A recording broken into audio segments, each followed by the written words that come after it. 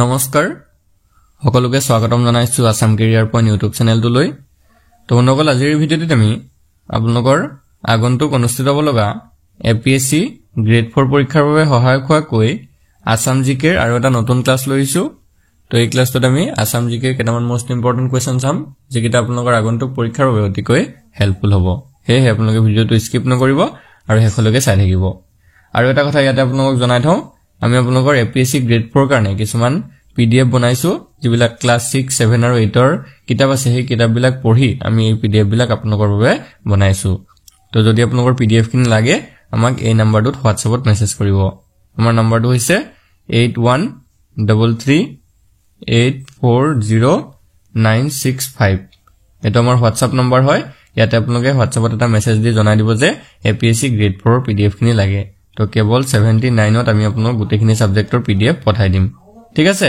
So এতিয়া আমি বেছি দেৰি নকৰো কোৱেশ্চন খিনি চাও ফাৰ্স্ট কোৱেশ্চনটো কি দিছে How many states does Assam share its inter-state boundary with? অসমে আন্তঃৰাজ্যিক সীমা কিমানখন ৰাজ্যৰ সৈতে ভাগ বতৰা কৰে ঠিক আছে অসমে কিমানখন ৰাজ্যৰ সৈতে আন্তঃৰাজ্যিক সীমা ভাগ বতৰা কৰে 4খন হ'ব 5খন হ'ব 7খন হ'ব নে 6খন হ'ব তো এইটো হ'ব অপচন সি 7 ঠিক আছে 7খন ৰাজ্যৰ সৈতে সীমা ভাগ বতৰা কৰে প্ৰথম ধৰক মই ৰাজ্যখন কৈ দিছো ওয়েস্ট বেংগল হয় পশ্চিম বংগ অৰুণাচল প্ৰদেশ মেঘালয় ত্ৰিপুৰা নাগালেণ্ড মণিপুৰ আৰু মিজোৰাম এই 7খন ৰাজ্যৰ সৈতে আন্তঃৰাজ্যিক সীমা ভাগ বতৰা কৰে next question how many district of Assam share boundaries with international border অসমৰ কিমানখন জিলাই আন্তঃৰাষ্ট্ৰীয় সীমান্তৰ সৈতে সীমাৰেখা ভাগ কৰে ঠিক আছে কিমানখন জিলাই সুধিছে আমাক যে আন্তঃৰাষ্ট্ৰীয় সীমান্তৰ সৈতে সীমা ভাগ কৰিছে সো এইটো হ'ব অপচন ডি আমাৰ 8খন ঠিক আছে হেইখন হৈছে ধুবুৰী বাক্সা চিৰাং কোকৰাঝাৰ উদালগুৰি সাউথ সালমৰা মনকাছাৰ কৰিমগঞ্জ আৰু কাছাৰ তো এই কিখন জিলাই আন্তঃৰাষ্ট্ৰীয় সীমা ভাগ বতৰা কৰে next question Assam share longest boundary with which state অসমে কোনখন ৰাজ্যৰ সৈতে সৰ্বাধিক দীঘলীয়া সীমা ভাগ কৰে তো ইয়াৰ কাৰেক্ট আনসাৰটো হ'ব অপচন ডি মেঘালয় ঠিক আছে মেঘালয়ে 884.9 কিলোমিটাৰ আটাইতকৈ দীঘল মেঘালয় অসমে মেঘালয়ৰ সৈতে 884.9 কিলোমিটাৰ সীমা ভাগ বতৰা কৰে next question Assam share its international boundaries with অসমে নিজৰ আন্তঃৰাষ্ট্ৰীয় সীমাৰেখা ভাগ কৰে আন্তঃৰাষ্ট্ৰীয় সুধিছে অৰ্থাৎ বেলেগ দেশৰ সৈতে তো এই কোন কিখন হয় সো ইয়াৰে ভিতৰতে কাৰেক্ট আনসাৰটো হ'ব option C Bhutan and Bangladesh অসমে ভুটান আৰু বাংলাদেশ এই দুইখন দেশৰ সৈতে আন্তঃৰাষ্ট্ৰীয় সীমা ভাগ কৰে next question what is the total area of Assam অসমৰ মুঠ মাটিকালি কিমান হয় তো এইটো হ'ব অপচন বি 78438 স্কয়াৰ কিলোমিটাৰ ঠিক আছে 78438 স্কয়াৰ কিলোমিটাৰ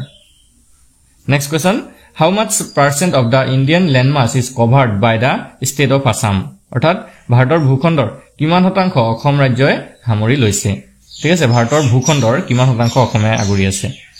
সো ইয়াৰে শুদ্ধ উত্তৰটো হ'ব অপচন বি 2.39% ঠিক আছে 2.39% অসমে আগুৰি আছে next question Baksa district of Assam was created from the parts of which of the following district Baksa জিলাটো অসমৰ যিখন বাক্সা জিলা সেই জিলাখন তলত উল্লেখ কৰা কোন কেইখন জিলাৰ অংশৰ পৰা সৃষ্টি হৈছিল ঠিক আছে কোন কেইখন জিলাৰ পৰা বাক্সা জিলাখন সৃষ্টি হৈছিল তো এইটো হ'বগে option A Barpeta Nalbari and Kamrup ঠিক আছে বৰপেটা নলবাৰী আৰু কামৰূপ এই তিনিখন জিলাৰ পৰা বাক্সা জিলাখন সৃষ্টি হৈছিল next question in Tibet the river Brahmaputra is known as তিব্বতত ব্ৰহ্মপুত্ৰ নদীক কি নামেৰে জনা যায় ইম্পৰ্টেন্ট কোৱেশ্চন হয় তো এইটো হ'বগে অপচন বি চাংপু ঠিক আছে তিব্বতত ব্ৰহ্মপুত্ৰ নদীখনক চাংপু নামেৰে জনা যায় next question Panidihing bird sanctuary is located in which of the following district of Assam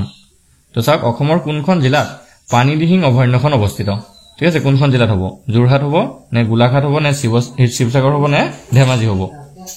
তো ইয়াৰে শুদ্ধ উত্তৰটো হ'ব অপচন সি শিৱসাগৰ মনত ৰাখি থব শিৱসাগৰ জিলাত পানীদিহিং চৰাই অভয়াৰণ্যখন আছে next question Kamrup metropolitan district was created by bifurcating the old Kamrup district in the year অৰ্থাৎ কোন চনত পুৰণি কামৰূপ জিলাখনক দুভাগ কৰি কামৰূপ মহানগৰ জিলাৰ সৃষ্টি কৰা হৈছিল ঠিক আছে কোন চনত কামৰূপ যিখন পুৰণি কামৰূপ জিলা আছিল তাক দুভাগ কৰি দিয়া হৈছিল আৰু কামৰূপ মহানগৰ জিলাখনৰ সৃষ্টি হৈছিল তো এইটো হ'ব অপচন এ 2003 ঠিক আছে 2003 চনত এটো দুভাগ কৰা হৈছিল next question How many national parks are there in Assam? অসমত কিমানখন ৰাষ্ট্ৰীয় উদ্যান আছে? তো বৰ্তমান সময়ত অসমত 8খন আছে তো অপচন ডি টো হৈ যাবগে correct answer next question in which year Kaziranga Wildlife Sanctuary was elevated to a national park কোন বছৰত কাজিৰঙা বন্যপ্ৰাণী অভয়াৰণ্যক ৰাষ্ট্ৰীয় উদ্যানলৈ উন্নীত কৰা হৈছিল তো ইয়াৰে শুদ্ধতৰ হৈ যাব অপচন এ 1974 ত next question Gorompani Wildlife Sanctuary is located in which of the following district of Assam? Gorompani বন্যপ্ৰাণী অভয়াৰণ্য অসমৰ তলৰ কোনখন জিলাত অৱস্থিত? ঠিক আছে গৰমপানী অভয়াৰণ্যখন কোনখন জিলাত অৱস্থিত? তো এটো হৈ যাবগে অপচন এ কাৰ্বি আংলং জিলাত অৱস্থিত। Next question which of the following town of Assam is also known as the Manchester of Assam? অসমৰ তলৰ কোনখন চহৰক অসমৰ মানচেষ্টাৰ বুলিও জনা যায়? তো কোনখন জিলাক জনা যায়? ঠিক আছে বা কোনখন চহৰক জনা যায় তো এটো হৈ যাবগে অপচন বি শুৱালকুছি ঠিক আছে জিলা নহয় এটো ঠাই হ'ব এটা তো শুৱালকুছি ঠাইখনক অসমৰ মানচেষ্টাৰ বুলিও জনা যায় next question the Patkai Bum range makes boundary between Patkai Bum ৰেঞ্জে কাৰ মাজত সীমা নিৰ্ধাৰণ কৰে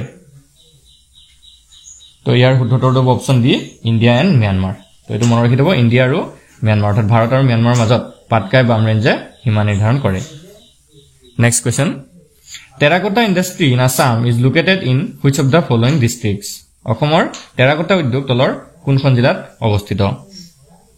তো টেৰাকোটা উদ্যোগ কোনখন জিলাত আছে এটো দিছে এটো হৈ যাব অপচন সি ধুবুৰী জিলাত আছে next question the largest tributary of the Brahmaputra river is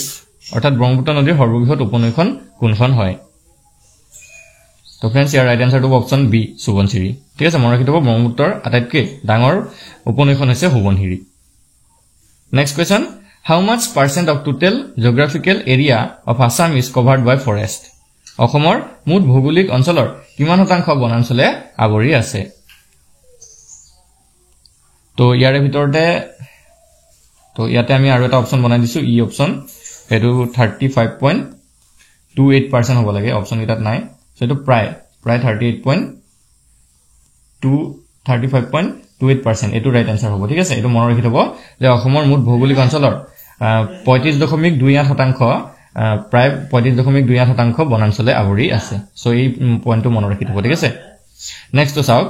when was Kaziranga National Park declared as a World Heritage Site by UNESCO অৰ্থাৎ কাজিৰঙা ৰাষ্ট্ৰীয় উদ্যানক কেতিয়া ইউনেস্কোয়ে বিশ্ব ঐতিহ্য ক্ষেত্ৰ হিচাপে ঘোষণা কৰিছিল তো এটো হ'ব অপচন বি 1985 ত ঠিক আছে 1985 চনত next question wild horses are found in which of the following national parks of Assam অসমৰ তলৰ কোনখন ৰাষ্ট্ৰীয় উদ্যানত বনৰীয়া ঘোঁৰা পোৱা যায় ঠিক আছে কোনখন ৰাষ্ট্ৰীয় উদ্যানত বনৰীয়া ঘোঁৰা পোৱা যায় তো এটো হ'ব অপচন এ ডিব্ৰু-চৈখোৱা ৰাষ্ট্ৰীয় উদ্যানত next question which country is located to the north of Assam ঠিক আছে অসমৰ উত্তৰ দিশত কোনখন দেশ অৱস্থিত তো ইয়াতে কান্ট্ৰি বুলি দিছে দেশ বুলি দিছে তো এখন হৈ যাবগে আমাৰ অপচন বি ভূটান ঠিক আছে ভূটান দেশখন অসমৰ উত্তৰ দিশত অৱস্থিত next question which state does not border Assam কোনখন ৰাজ্য অসমৰ সীমাত নাই তো এই ৰাজ্যখন এই চাৰিখনৰ ভিতৰত এখন আমাৰ অসমৰ সীমাত নাই তো হেখন হৈ যাবগে অপচন সি সিকিম নেক্সট চাওক how many districts are there in the Barak Valley তো বৰাক উপত্যকাত কিমানখন জিলা আছে আমাক দিছে তো এটো হ'বগে অপচন এ 3 ঠিক আছে বৰাক উপত্যকাত তিনখন জিলা আছে কাছাৰ হাইলাকান্দি আৰু Karimganj next question which is the largest district of Assam অসমৰ সৰ্ববৃহৎ জিলা কোনখন হয় ঠিক আছে অসমৰ আটাইতকৈ ডাঙৰ জিলা যদি সুধে আমাক কোনখন হ'ব তো এটো হ'বগে অপচন সি কাৰ্বি আংলং ঠিক আছে মাটিকালি ফালৰ পৰা যদি চাবলৈ যাওঁ কাৰ্বি আংলংখন হৈছে আটাইতকৈ ডাঙৰ জিলা next question which district is located in the middle of the Plateau region of Assam অৰ্থাৎ অসমৰ মালভূমি অঞ্চলৰ মাজত কোনখন জিলা অৱস্থিত মালভূমি অঞ্চলৰ মাজত কোনখন জিলা অৱস্থিত এটো হ'ব অপচন বি হুজাই জিলাখন next question what divides Karbi Anglong into two parts Karbi Anglongক কিহে দুটা ভাগত বিভক্ত কৰিছে তো ইয়াৰ ভিতৰতে কাৰেক্ট আনসাৰটো অপচন ডি কপিলি ৰিভাৰ ঠিক আছে কপিলি নৈখনে কাৰ্বি আংলংখনত দুভাগ কৰিছে next question how many districts are there in Brahmaputra Valley Brahmaputra উপত্যকাত কিমানখন জিলা আছে তো এখন হ'ব অপচন সি 30 ঠিক আছে 30খন জিলা আছে next question in how many types can the natural geography of Assam be divided অৰ্থাৎ অসমৰ প্ৰাকৃতিক ভূগোল কিমানটা প্ৰকাৰৰ ভাগ কৰিব পাৰি ঠিক আছে প্ৰাকৃতিক ভূগোলক অসমৰ প্ৰাকৃতিক ভূগোলক কেইটা ভাগত ভগোৱা হৈছে তো এইটো হৈছে অপচন বি 3 অৰ্থাৎ তিনটা ভাগত ভগোৱা হৈছে নেক্সট কোৱেশ্চন অসমৰ ভিতৰত ব্ৰহ্মপুত্ৰৰ উত্তৰ পাৰৰ অন্তিমখন উপনৈ কোনখন which is the last tributary of Brahmaputra on the north bank of Assam তো এইখন হৈ যাবগে অপচন এ সোনকুচ ঠিক আছে এখন হুনকুক হয় নেক্সট আৰু লাষ্ট কোৱেশ্চনটো চাওক which is the largest tributary of Brahmaputra আটাইতকৈ ডাঙৰ উপনৈ কোনখন হয় তো এই কোৱেশ্চনটো ৰিপিট হৈছে এই কোৱেশ্চনটো আমি অলপ আগতে পাই আহিছো তো এইটো কোনটো হ'ব আপোনালোকে আনসাৰটো কমেন্টত জনাব জিয়া ভৰালী হ'ব নে ধনচিৰি হ'ব নে মানাস হ'ব নে সুবনচিৰি হ'ব অসমৰ ব্ৰহ্মপুত্ৰৰ আটাইতকৈ ডাঙৰ উপনৈ কোনখন হয় তো কমেন্ট কৰিব সকলোৱে ইয়াৰ আনসাৰটো কমেন্টত জনাব তো আজিৰ ভিডিঅ'ত আমি এই কেইটামান কোৱেশ্চনে আলোচনা কৰিলো আৰু কোৱেশ্চন কেইটা কিন্তু ইম্পৰ্টেন্ট হয় তো এই কাৰণে কোৱেশ্চন কেইটা আপোনালোকে মনত ৰাখি থব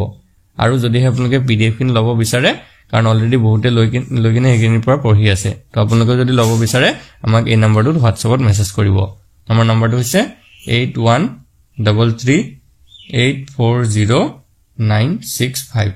এটা আমাৰ হোৱাটছএপ নম্বৰ হয় ইয়াতে আপোনালোকে